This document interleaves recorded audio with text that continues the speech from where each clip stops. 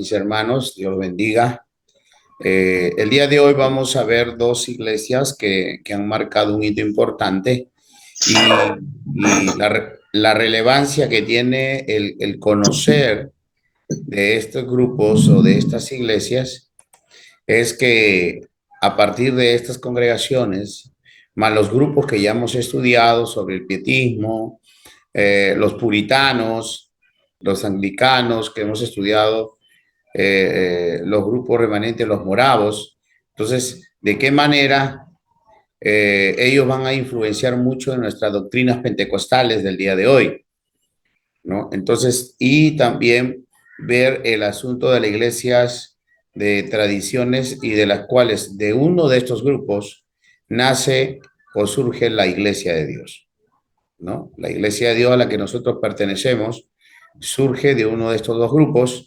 Entonces es muy importante poder ver su historia, ¿no? Poder ver y analizar, porque hay otras congregaciones que van a surgir, como los wesleyanos, los arminianos, los metodistas, van a surgir desde una rama más anglicana, presbiteriana. Entonces, es importante, entonces, vamos a ver dos grupos. Unos son los presbiterianos y otros son los bautistas, ¿no? Entonces, no sé si alguno de ustedes tendrá algún comentario en base al trabajo, a la lectura que desarrollaron, o si es que tienen algunas dudas hasta ahí. Sería importante antes de poder ver. La mecánica es poder apreciar y ver estos videos en el que en cierta manera son un poco didácticos para entender parte de la historia. Luego estaremos viendo en dónde están ubicados en el mapa genealógico de la iglesia cristiana, ¿sí? Y en qué parte los ubicamos a este grupo, ¿no? Entonces, vamos a ver este aspecto, ¿ya? ¿Alguna pregunta? ¿Alguna consulta? Pastor, Sí, pastor, yo tenía la semana pasada, me quedé con una duda, ¿no? sí. Pero era con respecto a la lectura que correspondía al calvinismo, eh, era o sea, lo que sucedió después del calvinismo, la teología después de Calvino. Ujú. eh, estaba leyendo y tenía una duda acerca de un personaje que desarrolla dos ideas, ¿no? Que fue motivo de debate. Era sobre el infralapsarianismo y supralapsarianismo, que corresponde, por ejemplo, cuál fue el plan de Dios, ¿no? Si Dios tenía el plan, o sea, de salvación desde un principio, o si era después de la caída del pecado. Ujú. Y, y eso, digamos, como que el libro, digamos, solamente se queda con esa idea, ¿no? No desarrolla después, o será que más adelante tal vez desarrolle esa idea de doctrina, ¿no? Pero solamente menciona que fue como un debate, ¿no? En Europa, de cuál fue, y mi pregunta sería, como Iglesia de Dios, ¿en qué estamos nosotros o en qué creemos, ¿no? Si el plan de Dios fue desde un principio o si surgió después del pecado. Ya. Como iglesia de Dios, nosotros, ¿qué entendemos sobre el asunto bueno, a ver, empecemos por esto, los términos que utilizan ahí, ¿ya? El término del dar a entender o mencionar que el aspecto de la vida del ser humano está plasmada bajo aspectos dominantes en referencia a cómo la persona o el ser humano, ¿no? Adquiere la naturaleza pecaminosa, ¿no?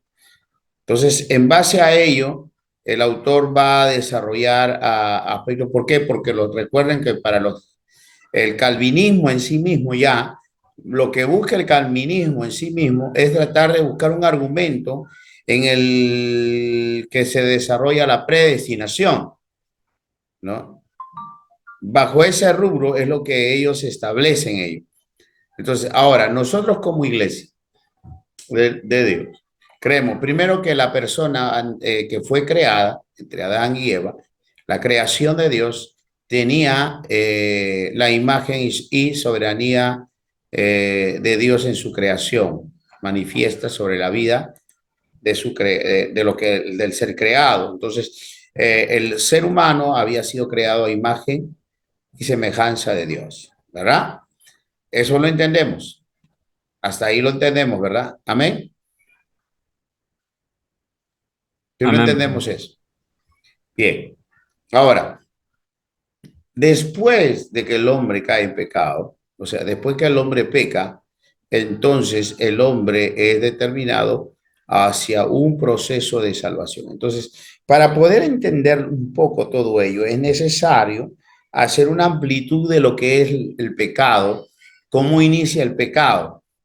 El pecado inicia en Satanás, el pecado inicia cuando el ángel cae o el pecado inicia en la caída del hombre, ¿no? Entonces, ¿cuándo es que inicia el pecado? Alguno de ustedes debe tener alguna idea o según lo que le hayan manifestado. ¿Alguien de ustedes puede hablar o puede mencionar? Yo creo que en algún momento alguien ha hablado o les ha dicho sobre el pecado. Pastor, el pecado, buenas noches, creo que se genera con la caída de Satanás.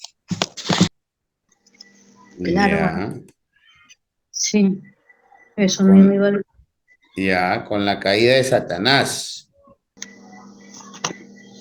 Pastor, buenas noches. Bueno, el pecado ingresa en realidad al mundo a través de la caída del hombre, ¿no? Ya. El pecado en sí mismo ingresa en la caída del hombre o el pecado es la acción que determina el hombre. ¿Qué dicen? A ver. Es la acción que determina el hombre porque la desobediencia fue lo que generó el pecado, ¿no? Ir contra una orden que Dios había estipulado. Ya. Entonces, ¿el pecado está en el hombre o es la acción que determina el hombre la que determina si es pecado o no es pecado? El pecado está en el hombre, según Romanos. Ya. Claro. Según Romanos, ¿qué dice? Que, que no hacemos, que no hacemos el bien que queremos, sino el mal que no queremos. Pero Pablo en los versículos anteriores justo menciona que si no hacemos lo que nosotros queremos es porque realmente nosotros no queremos hacerlo, pero que el pecado está sujeto a nuestra carne, ¿no? ¿Qué dice mi hermano José? Pastor, había mencionado algo interesante, ¿no? A ver si que dónde iniciaría, ¿no? Si cuando entró orgullo en Satanás, o en la caída, o digamos cuando el hombre desobedece y me ha puesto en duda, ¿verdad? Esto es importante para entender los escritos de Calvino. Calvino pensaba mucho desde una perspectiva en que cómo un Dios bueno puede crear el pecado en el hombre. Entonces se va a responder a sí mismo con una interpretación de las que acaba de mencionar mi hermano José al hacer la pregunta, ¿no? Tratar de responder a ese un aspecto en donde, a ver, el hombre en su naturaleza humana tenía y ha sido creado con la capacidad de decidir entre lo bueno y lo malo. Cuando Dios creó al hombre, lo hizo perfecto, lo hizo con la capacidad de determinar. La palabra pecado, que es la palabra jamartía, eh, es sencillamente errar al blanco, es no dar en el blanco. Esa palabra fue usada, por ejemplo, cuando alguien apuntaba y no le daba al blanco, entonces con una saeta, un arco, disparaba y no daban al blanco, entonces decían jamardía, no dio en el blanco, no hizo lo correcto. El pecado se forma en la decisión del ser humano, en las decisiones del ser humano, ¿no? El ser humano, por eso, cuando peca, cuando se forma el pecado en el hombre, cuando decide hacerla y desobedecer al mandato de Dios. Por eso que peca Eva cuando desobedece al mandato de Dios. Y peca Adán cuando desobedece al mandato de Dios. Entonces, el pecado sale o aflora cuando la acción determinante del hombre decide por pecar, por errar, por fallar. Entonces, Dios no creó el pecado fue producto de las malas decisiones que el hombre toma en su vida.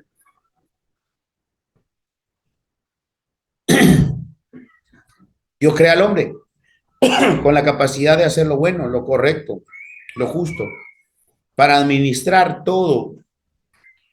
Entonces, Dios creó al hombre perfecto, lo creó, pero el hombre se vuelve imperfecto cuando toma sus malas decisiones. Argumento bíblico para lo que estoy diciendo. Lea Santiago. Santiago capítulo 1, capítulo 2. Hay una parte donde va a hablar claramente, ¿no? Que cuando uno peca, ¿no? Cuando uno es tentado y peca, primero trabaja en la mente, lo lubricas y lo trabajas lo vas fabricando en el corazón. Y pasado el tiempo da luz al pecado, dice la Biblia, ¿no? En tus deseos, en tus pasiones, da luz al pecado. Y el pecado, naturalmente que el hombre, dice, por eso la Biblia dice, por cuando todos pecaron están lejos de Dios o están separados de Dios, destituidos de la gloria de Dios. Entonces, el hombre peca, el hombre en su naturaleza decide por lo malo, decide por el pecado. Y la única manera que el hombre pueda ser libre, porque el hombre está inclinado, por eso la Biblia dice, el hombre en su corazón se inclina mucho a la maldad, al pecado. Entonces, el hombre necesita, para ser libre de esa condenación del pecado, para ser libre del pecado y de la condenación, necesita a Cristo. Necesita aceptar a Cristo. Entonces, ahora, yéndonos a la pregunta, entonces, de cierta manera estamos respondiendo lo que nosotros creemos como iglesia. Nosotros creemos como iglesia que el hombre fue creado en una voluntad divina a imagen y semejanza de Dios. Que cuando el hombre pecó, como dice el apóstol Pablo, cuando habla sobre Adán y Cristo, por un hombre ingresó el pecado y por Cristo surge la salvación, la libertad frente al pecado. Entonces, eso es lo que nosotros creemos, mi hermano. Y en base a ello es lo que nosotros entendemos, que necesitamos a Cristo para heredar el reino de los cielos. No como predestinación, sino que Cristo estableció una predestinación de salvación para el hombre, pero no predestinación para que el hombre sea elegido. ¿Quiénes sí y quiénes no? No. No, sino una predestinación en el sentido de que la voluntad de Dios fue predestinada para que el hombre, a través de Cristo Jesús, pueda ser salvo. Eso es lo que nosotros creemos. Pastor, Sí. disculpe, y ahí con la pregunta que hizo Joseph, entonces, si el pecado surge de la mala decisión que toma el hombre, es que hay algo que no me concuerda, pastor. ¿Ya? Lo que pasa es que, a ver, Dios nos creó a su imagen y semejanza, por lo tanto, Dios dice que cuando creó al hombre, él vio que era bueno, ¿no? O sea, Sí. nos creó y él ve que es bueno. Sin embargo, en la caída del hombre es donde ingresa la corrupción, pero sí hay un punto que estamos tocando, o sea, lo que no me cuadra es un poco, si Eva no hubiese sido influenciada por Satanás para desobedecer a Dios, ¿usted cree que entonces en algún momento, o sea, en algún momento el hombre lo hubiese hecho? Tal vez no es en ese momento, pero tal vez en algún otro momento el hombre hubiese sí o sí pecado. porque estamos viendo de que el pecado fue a causa de la decisión del hombre, ¿no? O sea, Claro, desde ya, no es que estamos diciendo, la misma Biblia lo dice. Y Eva vio que el fruto era deseable y era bueno. O claro, sea, o sea, el hombre determinó, el hombre decidió. Entonces, yo primero lo que estoy planteando es que cuando uno ve ese aspecto, desde ahí quitamos el hecho de que Dios haya creado el pecado. El pecado no fue creado por Dios. El pecado es que el hombre desobedeció a la ordenanza, porque eso es lo que significa pecado. Eso es lo que significa la palabra jamartía. No, pastor, no Dios nos hacer creó lo con correcto. libre, perdón, discúlpame que lo haya cortado. Dios nos creó con libre albedrío, ¿verdad? Sí, O sea, nosotros desde que estuvimos en el huerto del Edén teníamos la opción de escoger en obedecer a Dios y o no hacerlo. así es, exactamente. Entonces, entonces aquí se refuta de que básicamente, claro, nosotros no hemos sido creados como los ángeles. Entonces, el pecado no se puede concebir por ejemplo, en el orgullo de Satanás.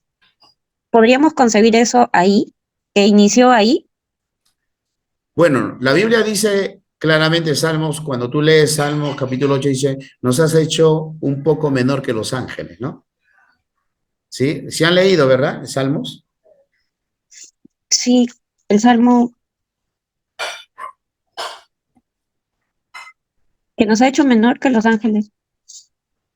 Un ¿Qué poco Salmo es? menor, o casi como los ángeles, o un poco menor que los ángeles, algo, depende de la traducción en la que lo puedan leer. Ya.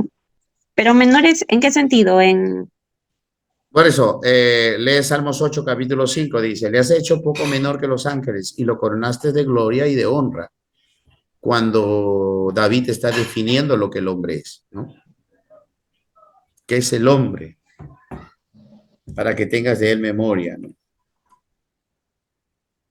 Entonces, cuando le dice, o sea, en ese sentido, ¿por qué? Porque Los Ángeles, en cierta manera, es una creación muy especial de parte de Dios y son mensajeros de parte de Dios, pero que se parece, o sea, por eso, lo que no hay que perder nunca es que el hombre ha sido creado a imagen y a semejanza, con libre albedrío, con voluntad propia. Dios no creó robots, creó personas, seres humanos, ¿no? Entonces, ¿qué pasa cuando una persona está fuera del camino de Dios, cuando no ha conocido a Cristo o cuando no ha entregado su vida a Dios o no se relaciona con Dios? El hombre vive perdido, el hombre cree que lo que hace es bueno, ¿no? Y a veces cuando reflexiona en sí mismo, por ejemplo, una persona que es borracho, que pega a su mujer, cuando llega al día siguiente, después de todo eso, se da cuenta que no hizo bien, no hizo bien. Se da cuenta en su conciencia, porque eso es parte de la creación de Dios, ¿no? Pero quiere salir como a veces no quiere salir. Y a veces dice va a cambiar, pero no puede. ¿Por qué? Porque su vida lo ha sometido a malas decisiones, a una desobediencia absoluta. Entonces es dominado por el pecado, lo que dice el apóstol Pablo. Ahora, para que una persona caiga en pecado o llegue al pecado ahí, tiene que ver mucho el aspecto de decisión, ¿no? Una cosa es el enemigo y Satanás que puede presentar las tentaciones, pero otra cosa es la voluntad y el deseo y la decisión que tiene el hombre.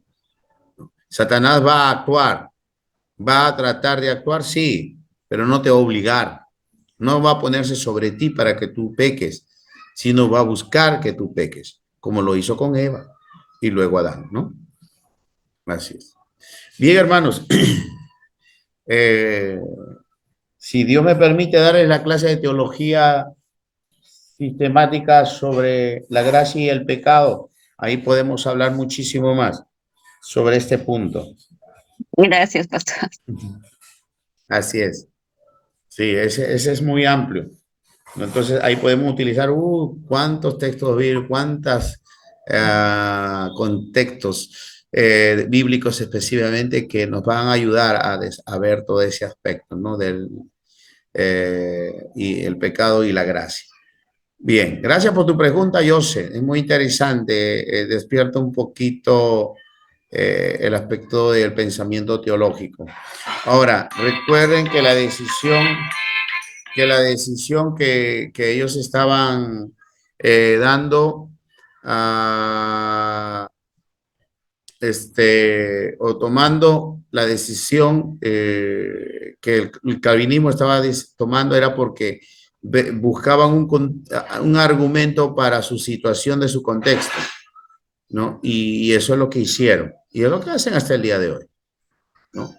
El hecho de ser salvo siempre salvo es una teología que ellos mantienen y que en cierta manera lleva a las personas a ser muy liberales, ¿no? Ese es otro aspecto de análisis más adelante. Bien, veamos al grupo de los presbiterianos.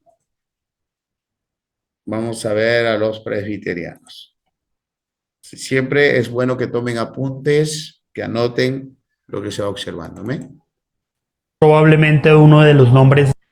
El presbiterianismo es probablemente uno de los nombres más populares dentro de la iglesia protestante. La iglesia presbiteriana tiene hoy presencia en los 5 continentes y su influencia a través de la historia es mucho más profunda de lo que se podría ver a simple vista.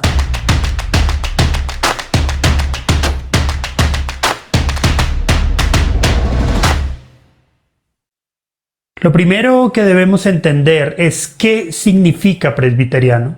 Las iglesias presbiterianas derivan su nombre de la forma de gobierno de la iglesia que se rige por el gobierno de ancianos a través de asambleas representativas. La palabra presbítero tiene su origen en la palabra griega presbúteros, que quiere decir anciano, y es una palabra que es recurrente a través de todo el Nuevo Testamento. Pero, ¿cómo nació la iglesia presbiteriana? Durante la Reforma Protestante del siglo XVI, Juan Calvino creía que el sistema de gobierno de la iglesia utilizado por él y sus seguidores en Ginebra, Estrasburgo, Zúrich y otros lugares se basaba en la Biblia, aunque nunca afirmó que fuera la única forma aceptable para gobernar la iglesia. Calvino pensaba que el gobierno de la iglesia debería ser guiado por la comunidad o cuerpo, en el que solamente Cristo es la cabeza y en la que todos los miembros, incluyendo a los pastores, son iguales. Esta conclusión de Calvino era fácil de entender. En primer lugar, la pesada estructura de la Iglesia de Roma y su fuerte énfasis en acumular autoridad sobre el Papa había creado un rechazo hacia el gobierno piramidal dentro de las iglesias de los reformadores. En segundo lugar, la lectura de los textos bíblicos del Nuevo Testamento claramente expresaban un gobierno mucho más horizontal para la Iglesia. Para hablar del nacimiento de la Iglesia presbiteriana, tenemos que hablar de John Knox. Knox, que nació en 1514, tan solo 3 años antes de que Lutero clavara las 95 tesis en la puerta de la catedral de Wittenberg, era un sacerdote católico escocés que había tenido cierto contacto con las ideas reformadas y que en pleno furor de la reforma se mudó a Ginebra para aprender directamente de Juan Calvino. En 1555 Knox regresó a su país, Escocia, llevando consigo las ideas protestantes y la forma de gobierno de la iglesia que había aprendido junto a Calvino. Tan pronto como regresó al país, comenzó a predicar en contra de los abusos de la iglesia de Roma y en poco tiempo ya contaba con un gran número de seguidores. La influencia de Knox creció rápidamente y en 1560 el Parlamento de Escocia adoptó una confesión de fe protestante, que hoy se conoce como la Confesión Escocesa. Para el final de ese mismo año, el gobierno presbiteriano ya se había instaurado en la iglesia de todo el país. El lema de la iglesia presbiteriana en Escocia era "por la corona de Cristo y por su pacto".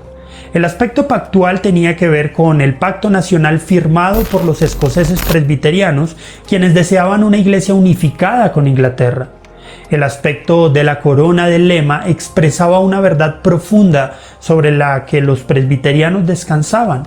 Cristo es rey sobre su iglesia. Él tiene derechos de corona, es la máxima autoridad como cabeza gobernante sobre su pueblo. Ninguna figura, sea papa, pastor o presidente, puede usurpar el lugar de Cristo como rey sobre su iglesia. Para entender estos hechos y los posteriores, es necesario comprender que la historia de la iglesia presbiteriana se cruzaría en el futuro de manera permanente con la historia de la iglesia anglicana. Cada vez que los hilos del poder se entretejían entre Inglaterra y Escocia. Por ejemplo, para inicios del siglo XVII, el rey Jacobo VI de Escocia quiso instaurar un gobierno episcopal de tipo anglicano en la iglesia presbiteriana de Escocia. En 1637, el hijo de Jacobo, Carlos I, intentó obligar a la Iglesia de Escocia a usar el libro de la oración común de la Iglesia anglicana, lo que desencadenó revueltas. Luego, los escoceses, seguidores del presbiterianismo, enviaron tropas para apoyar la guerra civil inglesa, poniéndose del lado de Oliver Cromwell, que era puritano. Puedes conocer más sobre los puritanos en el video que dejaremos en la descripción. Con el tiempo, la confesión de los escoceses sería suplantada por la Confesión de Fe de Westminster y los catecismos mayor y menor, que fueron formulados por la Asamblea que se reunió entre 1643 y 1649 para formular esta confesión. Al respecto, es muy importante mencionar la influencia que la Confesión de Fe de Westminster tuvo sobre la Iglesia presbiteriana. En 1643, el Parlamento inglés convocó a teólogos piadosos, doctos y de buen testimonio para que se reunieran en la abadía de Westminster para dar su opinión sobre cuestiones de adoración, doctrina, gobierno y disciplina de la Iglesia de Inglaterra. Sus reuniones, que se llevaron a cabo a lo largo de 5 años, produjeron una confesión de fe, así como un catecismo mayor y un catecismo menor.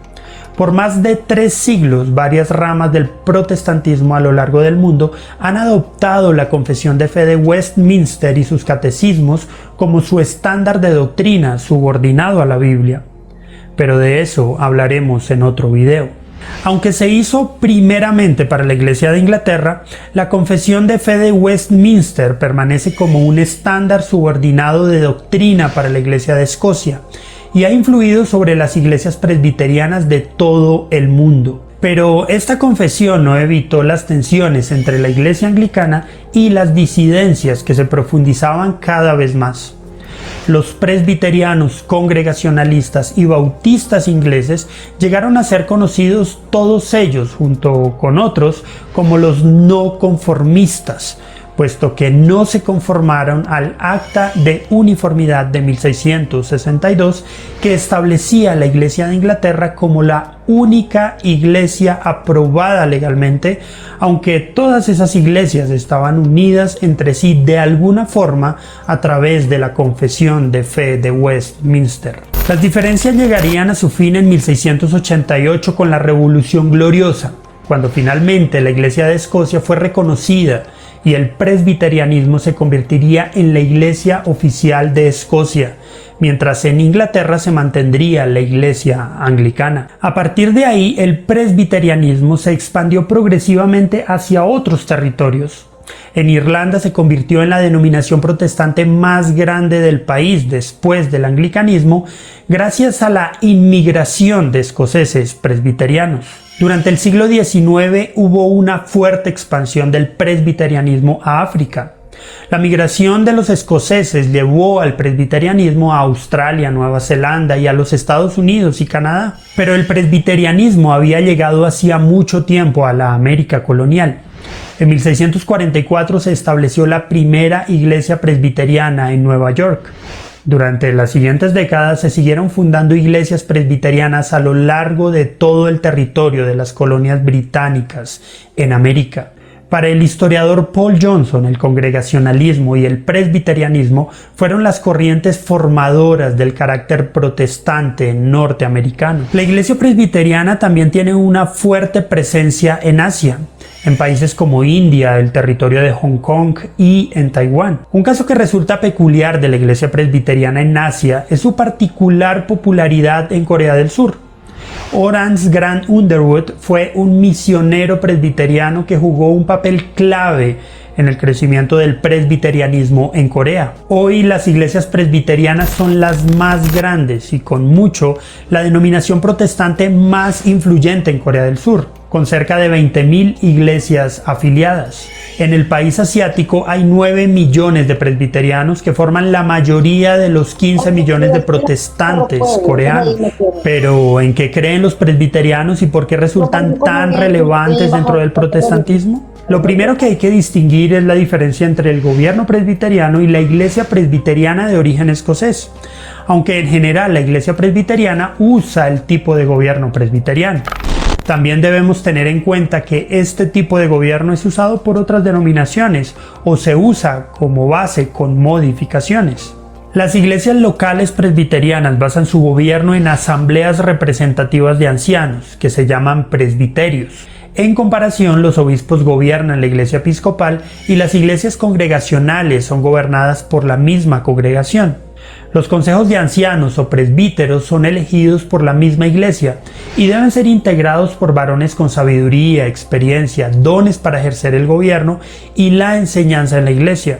Algunos presbíteros llamados docentes o pastores se preparan en seminarios y reciben un sustento de la iglesia para dedicarse a la enseñanza conforme a la instrucción del apóstol Pablo en 1 de Timoteo 5, 17 y 18.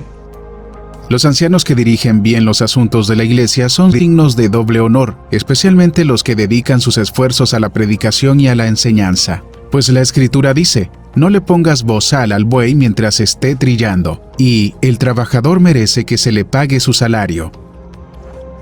Sin embargo, los pastores no ejercen el gobierno solos, sino en consejo con los demás presbíteros, buscando con esto que jamás un pastor, mediante su personalidad, autoridad o carisma, se enseñoree del rebaño que no le pertenece, como lo dice 1 de Pedro 5, 1 al 4. Por tanto, a los ancianos entre vosotros, exhorto yo, anciano como ellos y testigo de los padecimientos de Cristo, y también participante de la gloria que ha de ser revelada. Pastoread el rebaño de Dios entre vosotros, velando por él, no por obligación, sino voluntariamente, como quiere Dios, no por la avaricia del dinero, sino con sincero deseo, tampoco como teniendo señorío sobre los que os han sido confiados, sino demostrando ser ejemplos del rebaño. Y cuando aparezca el príncipe de los pastores, recibiréis la corona inmarcesible de gloria.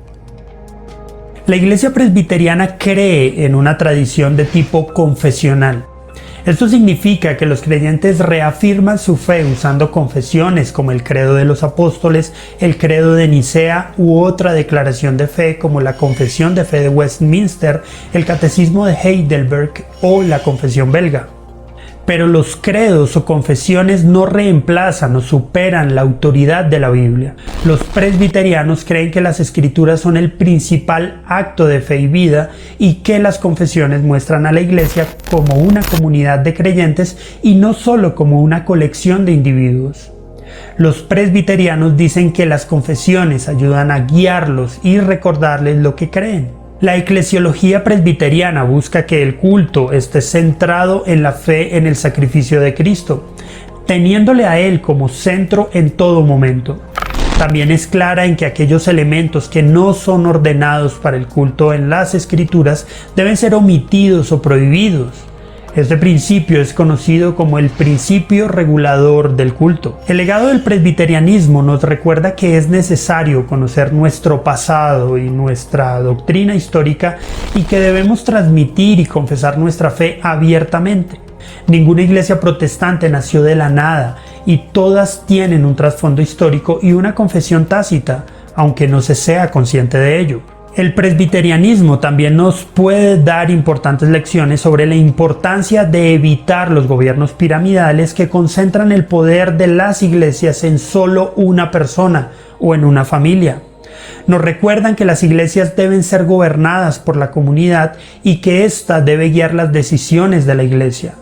La iglesia es una comunidad de creyentes, no una empresa privada ni una multinacional. ¿Y tú, qué piensas? ¿Qué factores clave del presbiterianismo consideras modelos pertinentes para la iglesia de hoy? ¿Cuál crees que es la forma de gobierno de la iglesia que más se adapta al modelo bíblico? A ver, opiniones en base a lo que acabamos de ver, ¿sí? En cuanto al presbiterianismo y cómo surge, ¿no? De dónde surge el presbiterianismo y cómo se ha extendido en el mundo. Pero, a ver, ¿qué aspecto resaltante podemos? ¿Cómo surge lo que es el presbiterianismo? A ver, alguien que quiera participar, por favor. ¿Alguna opinión en base a lo que han observado? Principalmente, pastor, el video no mencionaba que el presbiterianismo surge de Calvino, tuvo influencia de Calvino. Y de más o menos de qué grupo de iglesias surgen los presbiterianos. De la iglesia anglicana. Ujú. ¿Qué son los aspectos más resaltantes que podemos encontrar de los presbiterianos? ¿No? ¿Cómo establecieron ellos en cuanto a la administración, por ejemplo, eclesial? Los presbiterianos mantienen cierta doctrina, ¿no? ¿Y cuáles las que pueden resaltar? Porque ellos naturalmente surgen en base a que estaban en desacuerdo con algunas cosas que se estaban dando, ¿no? En la iglesia anglicana, ¿no? En base a ellos surgen los presbiterianos, que tiene que ver con el término de presbítero, anciano, ¿no? Pero su forma en la que ellos desarrollan la vida de iglesia, ¿qué aspectos más resaltantes podemos encontrar? Por ejemplo, hermano José, ¿qué podemos encontrar en base a la forma como ellos establecieron la iglesia? Pastor, yo había entendido que, como usted menciona, ¿no? Que ellos eran como ancianos, ¿no? La cabeza era Cristo y los demás eran así, en común, llevaban, todos eran hermanos, ¿no? Eran ancianos. Ellos establecen más un gobierno piramidal o un gobierno más de congregacional. Un gobierno congregacional. ¿Ya?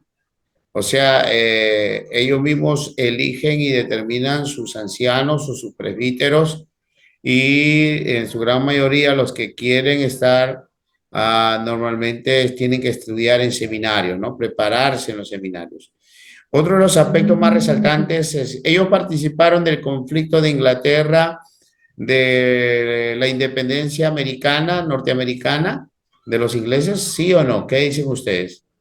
Porque recuerden que la iglesia presbiteriana en el camino va a estar en cierta manera involucrado con la independización o la independencia de Norteamérica, ¿no? De los ingleses. Influenció porque recuerden que la gran mayoría de habitantes de Norteamérica, en su gran mayoría, eran protestantes, ¿no? Y dentro de esos protestantes estaban los presbiterianos. ¿Qué dice mi hermana Lucero? Pastor, a mí no me ha quedado muy claro porque justo estaba escuchando y es cierto, el video habla más de historia, pero sí recuerdo haber escuchado que se funda la iglesia presbiteriana en Nueva York y que tiene bastante influencia pues en Estados Unidos de América, ¿no? Así es, ¿no? Ellos emigraron a Norteamérica, establecieron su grupo, ¿no? Establecieron el grupo y a partir de ahí la iglesia presbiteriana se empezó a extender, no solamente a América, Asia, ah, vamos a encontrar que se establecieron en Asia, en África, establecieron diferentes congregaciones que hasta el día de hoy se mantienen, ¿no? A diferencia, y sí tienen un hilo enmarcado distinto a la iglesia anglicana, ¿no? Eso sí, para ellos es importante algunas doctrinas que los presbiterianos mantienen, ¿no? Pero que distinguen mucho de la iglesia anglicana. Bien, ¿alguna pregunta que tuvieran? Pastor, cuando estaba hablando ahí en el video, creo que mucho se está pareciendo a la iglesia de Dios. Por eso, hay algunos aspectos doctrinales que luego van a estar y se van a mantener o van a ser acogidos por la iglesia de Dios, ¿no? Y eso es muy importante. es un aspecto que tenemos que considerar, ¿no? En algún momento la iglesia va a asumir ese proceso histórico y naturalmente que esto se trata de historia. Lo que estamos hablando en cierta manera más es el aspecto histórico, ¿no?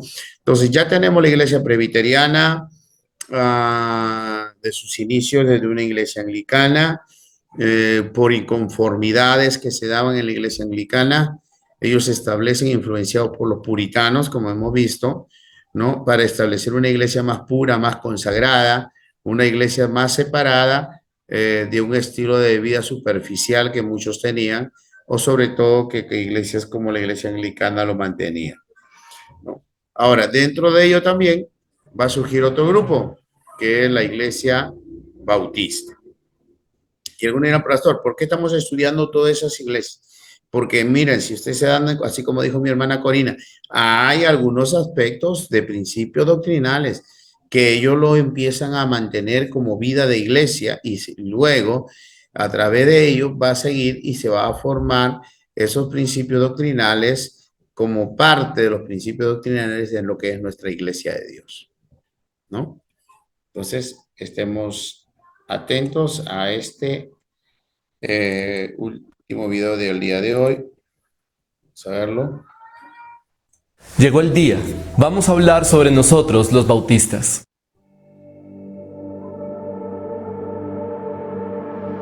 Definir nuestras propias convicciones es esencial para decidir posturas y actuar con una conciencia limpia delante de Dios. Ser bautista no siempre ha sido popular, pero es una postura que existe no patrocinada por el Estado ni por practicidad, sino únicamente por la honestidad de las convicciones que reconocemos en la Escritura. Esa puede ser una razón por la que los principios bautistas han tenido un gran impacto en la historia del cristianismo y su historia merece ser estudiada. Pero antes de hablar sobre nuestra historia, la historia de los bautistas, analicemos en qué creemos, qué tantos bautistas hay y qué significa hoy ser bautista. Según estudios recientes, se estima que en el mundo hay más de 170 millones de cristianos que nos identificamos como bautistas, con presencia en los 5 continentes. En Estados Unidos, Brasil y Argentina, los bautistas tenemos el mayor número de miembros. En África, las membresías más numerosas de bautistas están en Nigeria, Tanzania y Congo. En Asia, las membresías más grandes están en Myanmar, India y Filipinas. En Europa, en Gran Bretaña y Alemania. Y en Oceanía, en Australia y Papúa Nueva Guinea. Ahora hablemos de nuestras convicciones bautistas y qué nos hace diferentes a otras denominaciones protestantes. Lo primero que hay que decir es que los bautistas podemos trabajar y a menudo trabajamos cooperativamente entre iglesias. Nuestra forma de gobierno hace que cada iglesia tenga su propia confesión de fe particular. Sin embargo, la mayoría de los bautistas nos adherimos a confesiones históricas, entre ellas la Confesión de Fe Bautista de Londres de 1689, la Confesión Estándar de 1660, la Confesión Bautista de Filadelfia de 1742, la Confesión de Fe Bautista de New Hampshire de 1833 o Fe y Mensaje Bautistas 2000. Pero hay que añadir que muchas iglesias bautistas han optado por redactar su propia declaración de fe y doctrina. Por estas y otras razones, históricamente se ha considerado que existen 2 grandes grupos bautistas: los bautistas generales, con un marcado énfasis en la teología arminiana, y los bautistas particulares, que defienden la teología reformada. No obstante, sería imposible creer que todos los bautistas encajamos en alguno de estos 2 lados. Por ejemplo, durante el tiempo del movimiento de santidad, algunos bautistas aceptaron la enseñanza de la segunda obra de gracia, o durante el tiempo de los orígenes del pentecostalismo y posteriormente, durante la renovación carismática, algunos bautistas incorporaron prácticas de manifestación de dones espirituales. La pregunta es ¿por qué? La respuesta es muy simple. Una de las características de las convicciones bautistas es la autonomía de cada iglesia local para autogobernarse, de manera que cada iglesia puede decidir su ruta doctrinal. En otras denominaciones, en cambio, las iglesias locales deben dar cuenta a una autoridad como un presbiterio u obispado. Otro de nuestros rasgos característicos es nuestro sistema de gobierno, conocido como congregacionalismo. Este sistema de gobierno eclesial busca poner la autoridad exclusivamente en manos de los miembros de las iglesias. De acuerdo con ese principio bautista, ninguna organización externa o individuo tiene autoridad inherente sobre una congregación y cualquier relación entre iglesias debe basarse en la cooperación voluntaria y no en la coerción. Este sistema de gobierno también requiere libertad del control gubernamental, enfatizando la autonomía de cada asamblea local de creyentes. Contrario a lo que sucede en otras formas de gobierno eclesial, en las que un grupo de personas o individuo tiene autoridad sobre una o varias asambleas locales. Pero como siempre, no todos los bautistas han estado de acuerdo con esta idea y existen iglesias bautistas que se someten al liderazgo de un cuerpo de ancianos e incluso existen bautistas que siguen un sistema de gobierno episcopal. Otra práctica muy emblemática que nos define como bautistas es nuestro principio acerca del bautismo, de ahí el nombre bautistas o bautizadores. Y es que contrario a lo que creen otras denominaciones históricas respecto al bautismo, los bautistas sostenemos que el bautismo es un símbolo de la fe de una persona en Jesucristo, por medio de la cual la persona es agregada a la comunidad del nuevo pacto, llamada iglesia. Creemos que el bautismo es el acto de una iglesia local confirmando la fe de un creyente y por lo tanto debe reservarse a las personas que han seguido a Jesús conscientemente, que comprenden el significado del bautismo y son capaces de expresar y vivir su fe. Además, los bautistas creemos que el bautismo por inmersión es el único modo apropiado de bautismo porque lo consideramos un modelo bíblico.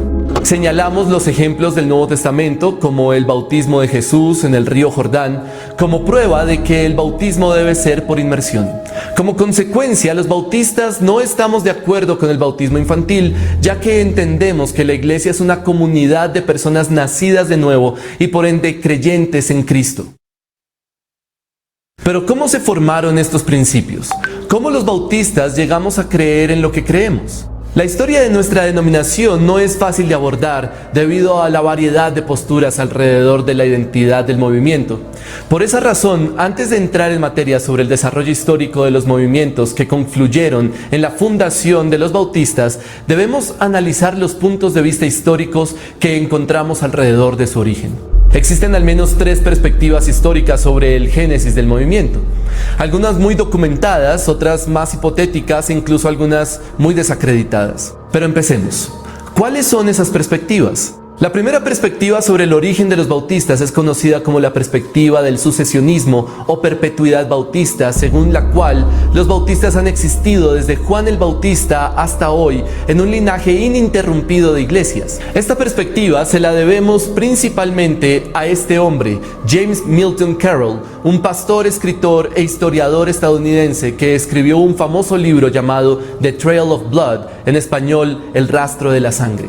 Para entender la teoría de la perpetuidad bautista, es clave comprender el siguiente gráfico elaborado por el propio Carroll para explicar su hipótesis. El mismo propósito del gráfico puede llegar a ser bastante controvertido. La historia de las iglesias bautistas desde el tiempo de su fundador, el Señor Jesucristo, hasta el siglo XX.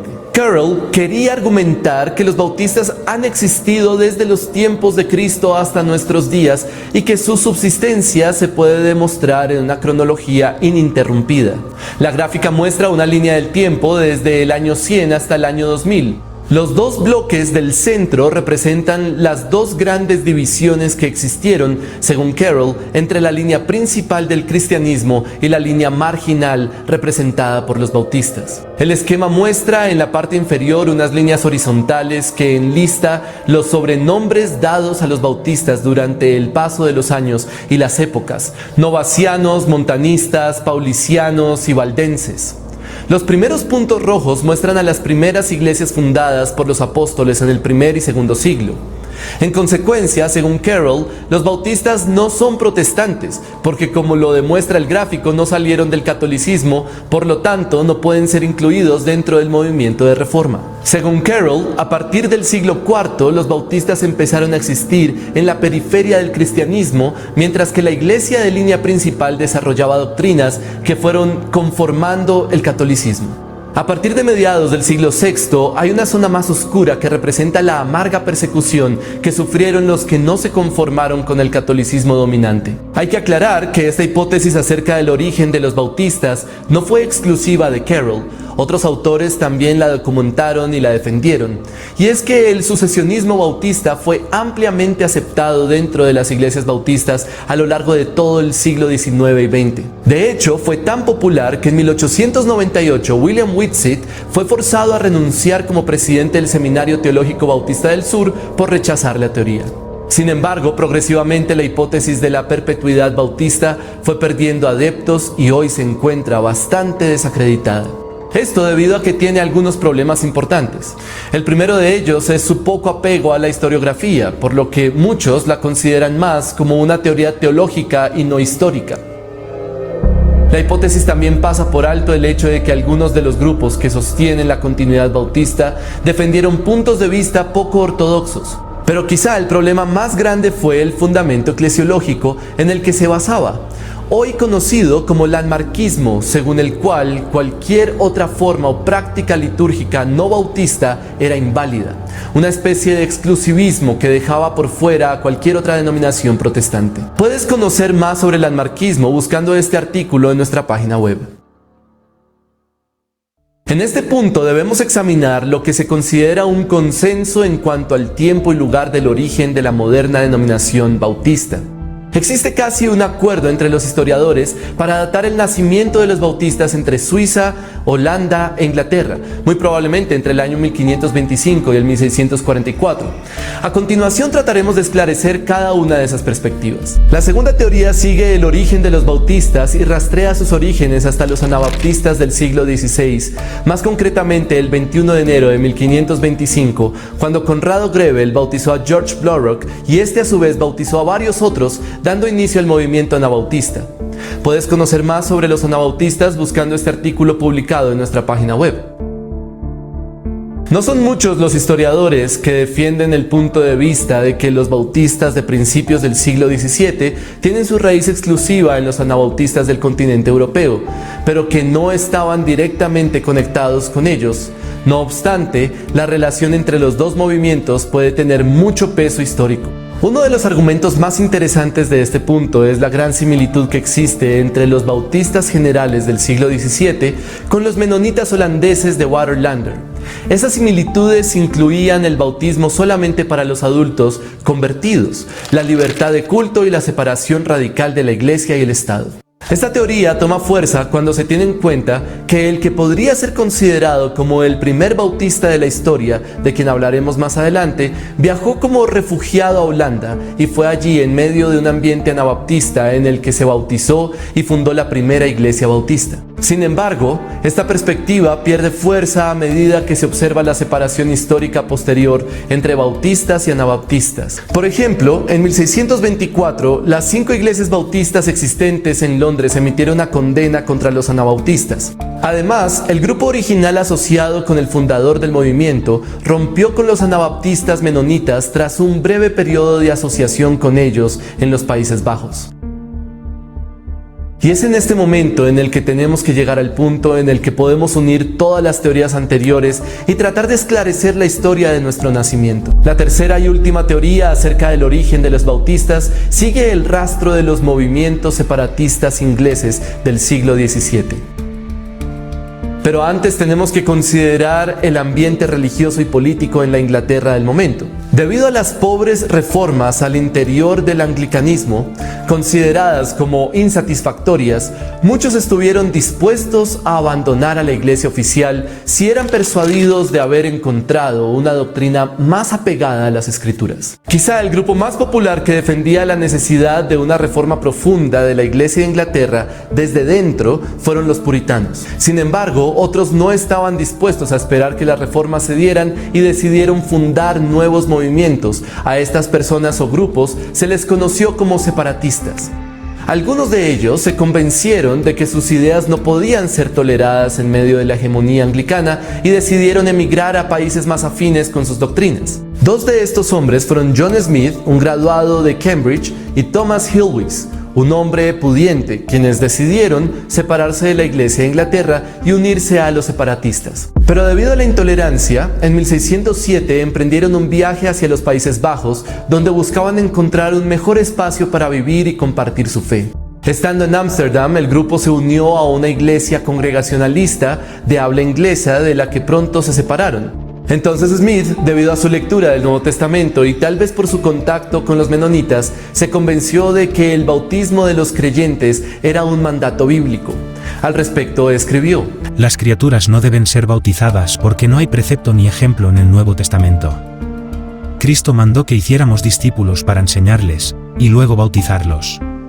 Entonces Smith procedió a bautizarse primero a sí mismo, luego a Hilwis y finalmente a otras 39 personas por afusión, no por inmersión. El bautismo por inmersión sería incorporado al movimiento posteriormente.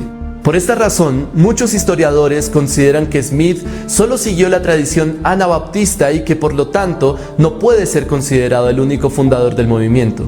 Poco después, Smith tuvo conocimiento de la existencia de una comunidad menonita en Ámsterdam y empezó a cuestionar su acto de bautizarse a sí mismo. Llegó a la conclusión de que esto solo podía justificarse si no existía una verdadera iglesia de la que pudiera obtenerse un bautismo válido. Tras algunas investigaciones, Smith recomendó la unión con los menonitas, pero Thomas Hilwis y otros miembros del grupo se opusieron a la decisión de Smith y no lo siguieron. A pesar de la importancia de Smith en los orígenes bautistas, murió prematuramente de tuberculosis en 1612 mientras esperaba ser admitido en la iglesia menonita. Algunos de los seguidores iniciales de Smith terminaron uniéndose a los anabaptistas. En adelante, el movimiento sería liderado por Thomas Hilwis, quien los llevó de vuelta a Inglaterra en 1611. Allí fundó la primera iglesia bautista general en Spitalfield, al este de Londres, Inglaterra, en 1612.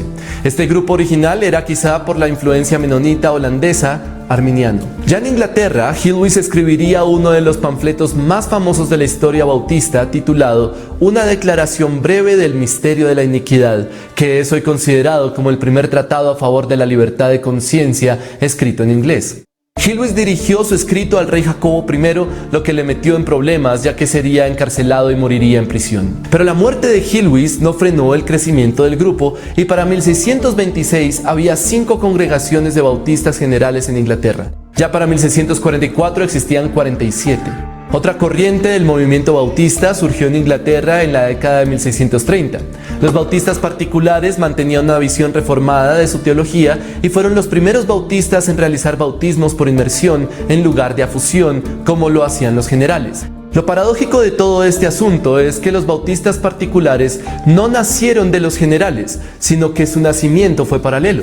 Por lo tanto, no tuvieron contacto ni influencia del anabaptismo continental.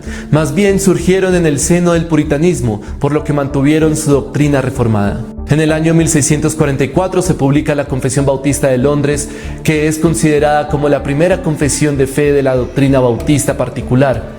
Por esta razón, muchos historiadores consideran que el verdadero nacimiento de la Iglesia Bautista fue en 1644. La Confesión Bautista particular también tenía un tono moderado en cuanto a su posición reformada, lo que los acercó a los bautistas generales. La tolerancia por parte de las autoridades inglesas llegó en 1647, lo que le permitió a los bautistas, tanto generales como particulares, ser una denominación admitida por el Estado inglés. En 1660, los bautistas generales publicaron su propia confesión, llamada Confesión Estándar de 1660. Esta confesión ha sido el estándar de los bautistas generales desde entonces.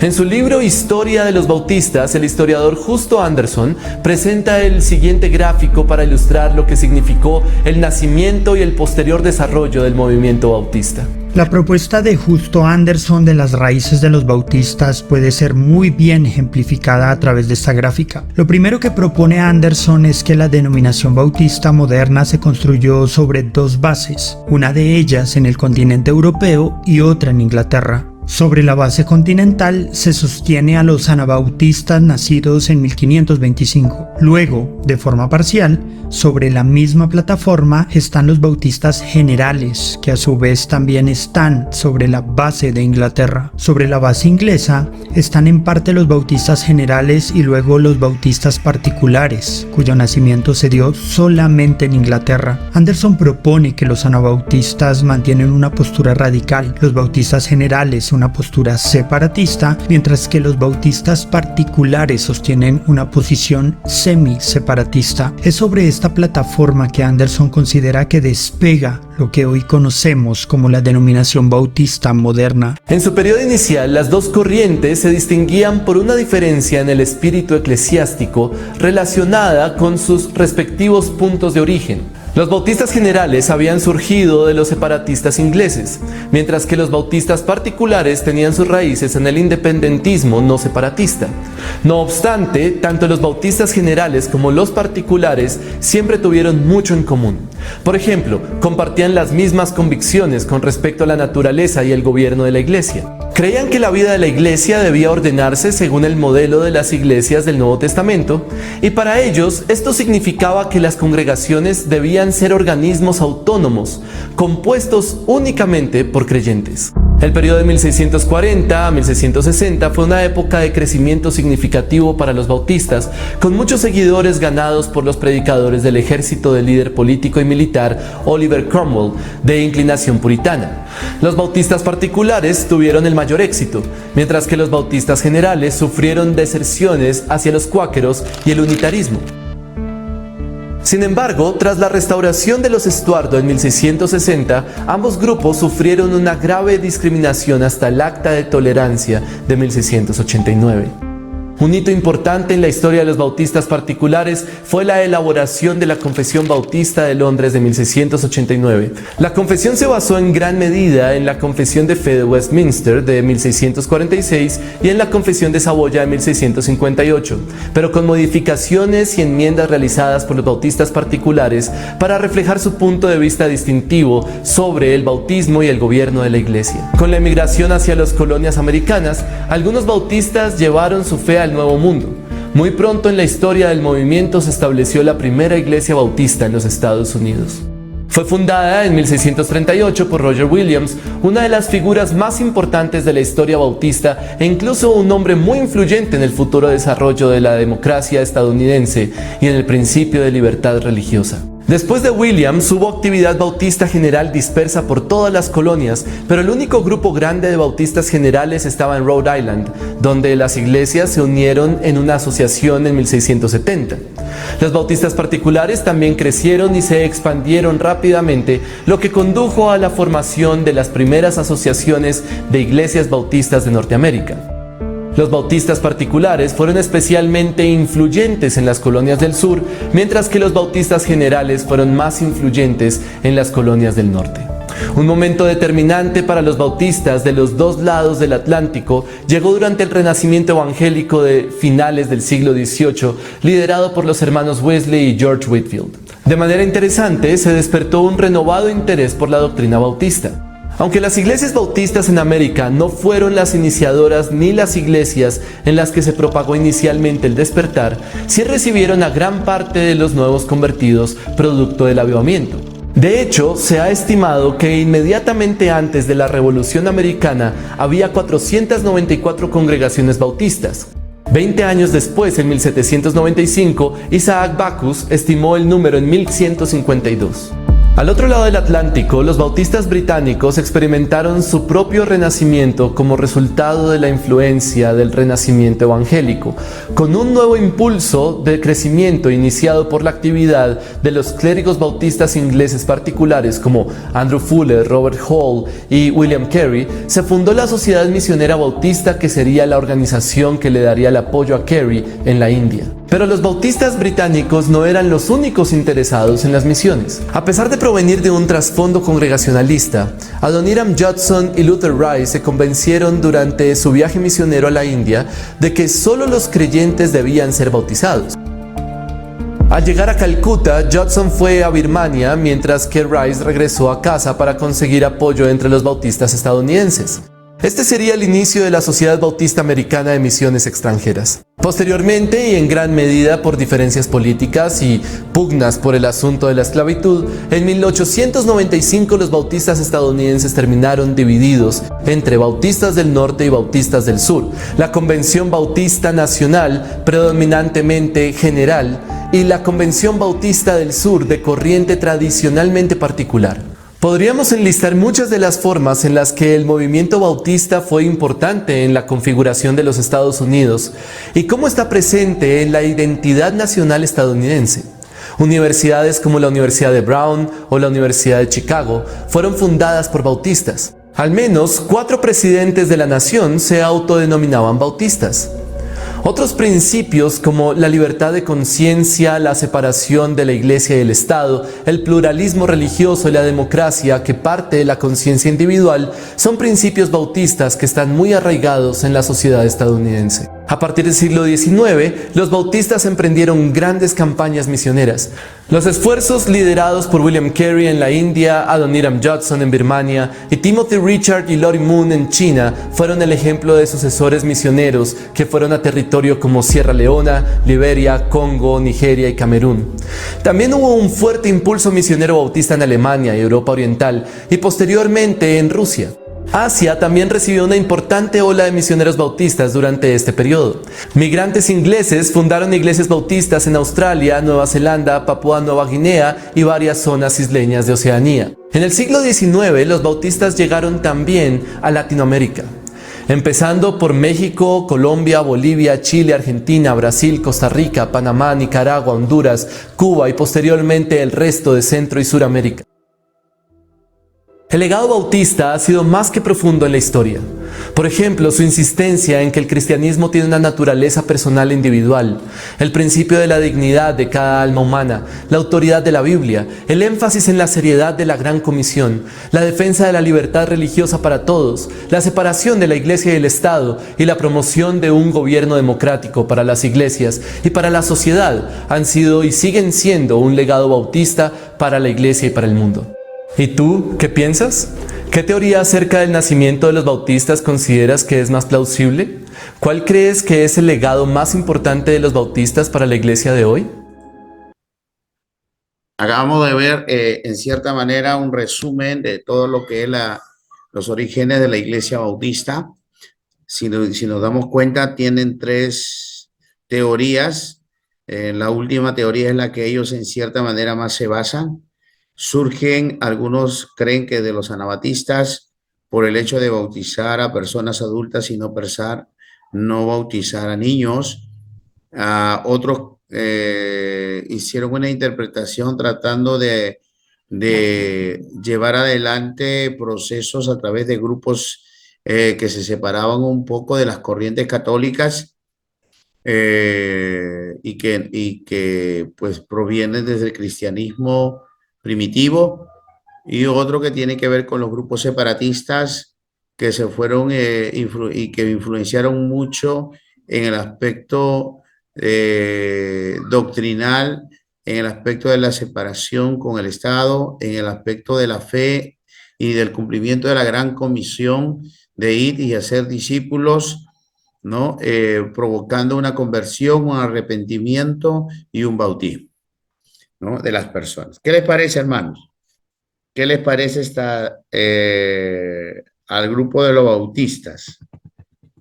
A ver. Pastor, yo tenía una pregunta, porque se Sí. menciona que ellos hablan mucho acerca de la libertad de culto. Sí. ¿A qué se refiere?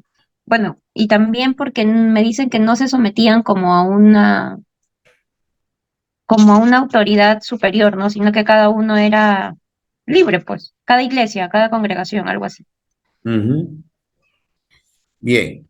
La libertad de culto quiere decir que ellos promovieron en diferentes pueblos, así como aquí en el Perú, que se aprueben leyes para la libertad del culto, ¿no? Para que exista una libertad y no haya un solo gobierno que establezca, pues, por ejemplo, somos católicos y punto, y nadie más puede celebrar otra confesión de fe. En base a ello esa es la libertad de culto. Establecieron leyes donde las personas podían ser libres para adorar y creer de acuerdo a sus convicciones, ¿no? ¿Sí me entiende? Amén. No. O sea, la libertad de culto. Por ejemplo, aquí en el Perú tenemos libertad de culto. No, nadie te prohíbe que tú adores a Dios y alabes a Dios con el grupo que tú creas más conveniente. Si no hubiera libertad de culto, nos dijeran, bueno, acá el Perú es un país católico y nadie más puede tener otro tipo de creencia o religión. Ah, ok, ya lo entendí. Está bien. Así es. Pastor, otra cosa, lo que se menciona más ahí con el tema de los bautistas, bueno, es básicamente el tema del bautismo, ¿no? Más que alguna otra quizás El cumplimiento de la Gran Comisión también. doctrina, ¿no? El Claro. cumplimiento de la Gran Comisión, el cumplir la Gran Comisión, las personas tenían que arrepentirse, entregarse y bautizarse, ¿no? Tomar la decisión de convertirse, entregar su vida a Cristo y bautizarse. Ellos van a desarrollar mucho eso. Ok. Ahora, hay dos grupos de bautistas, los bautistas generales y los bautistas particulares. De estos grupos de bautistas van a surgir grupos pentecostales, ¿no? ¿Por qué? Porque hubo grupos bautistas que empezaron con el hecho mismo de ser particulares y de que cada uno establecía su propio gobierno, permitió una búsqueda o un análisis de las escrituras, mientras que había bautistas generales que no creían mucho en el bautismo de la llenura del Espíritu Santo. Los bautistas particulares empezaron a tener las experiencias con el Espíritu Santo, ¿no? Con el Espíritu Santo. Y desde ahí es donde surge la Iglesia de Dios, que lo vamos a ver ya en la siguiente clase, ¿no? Porque cuando los bautistas se establecen en Carolina del Norte, en las fronteras o montañas con Tennessee, fueron un grupo de bautistas que estaban inconformes con el estilo de vida y encontraron en una búsqueda de la palabra de Dios, casualmente, porque ellos tenían libertad de poder analizar y estudiar la palabra de Dios, encontraron algo muy especial que tenía que ver con la llenura de lo que ocurrió en el tiempo del Pentecostés, ¿no? Entonces, ya vamos caminando un poco hacia ello. Y en la siguiente clase estaremos hablando de los wesleyanos, arminianos y de cómo todo eso influenció en lo que es hoy en día nuestra Iglesia de Dios. Pastor. Sí. Bendiciones, buenas noches. Buenas noches. Hay una pregunta de la Iglesia Bautista, ¿de ahí surge la Iglesia de Dios? Así es. Sí, ¿no, pastor? Así es. Ya, ese era mi... Así es. Pregunta editorial. Listo, así gracias. es, mi hermano Carlos. Bien, hermanos, estamos concluyendo ahí. Nos estaremos reencontrando mediante el día lunes para estar viendo toda esta, ir concluyendo ya con la historia de la Iglesia cristiana, llegado hasta nuestros días, ¿sí? Y estaremos ya el día... quería decirles, hermanos, se les va a mandar hoy día un libro. Me gustaría que puedan leer, es otro libro que les voy a mandar hoy día, que puedan leer el capítulo 5, ¿sí? Amén. Ahí lo estoy resaltando, el capítulo 5, periodo de instrucción del regionalismo, cristianismo eurocontinental, cristianismo inglés y el cristianismo americano. Amén. Eso es lo que van a leer, ¿ya? Capítulo 5. Este libro lo voy a mandar en breve a cada uno de ustedes. Dios lo bendiga a cada uno de ustedes, hermanos. Estamos concluyendo nuestra clase por el día de hoy. Muchas bendiciones.